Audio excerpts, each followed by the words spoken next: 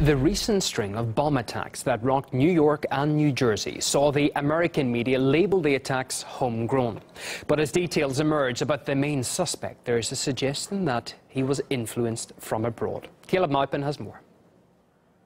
When gunshots and explosions ring out and Americans fear for their lives, the U.S. media often describes these events with a well-worn buzz phrase. The terror takedown that ended in a hail of bullets is raising new questions about how America deals with homegrown terror. But is homegrown really the right word? Rahami had a notebook full of scribbled admiration for the ISIS terrorists. Before his bombing campaign, he took 2 international trips, one to Afghanistan and the other to Pakistan. Not exactly prime vacation spots.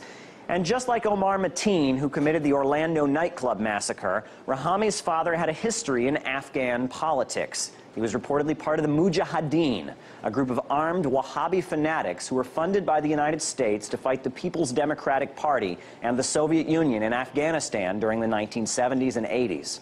These words were actually shown on the screen at the end of the blockbuster action movie Rambo 3. By the way, those brave Mujahideen fighters included Osama bin Laden, later to become the mastermind of 9/11. Hillary Clinton admits that these policies were, shall we say, problematic. To be fair, we had helped to create the problem we're now fighting. How? Because when the Soviet Union invaded Afghanistan, we had this brilliant idea that we were going to come to Pakistan and create a force of Mujahideen, equip them with Stinger missiles and everything else to go after the Soviets inside Afghanistan. And we were successful. The Soviets left Afghanistan, and then we said, great, goodbye, leaving them well armed, creating a mess, frankly.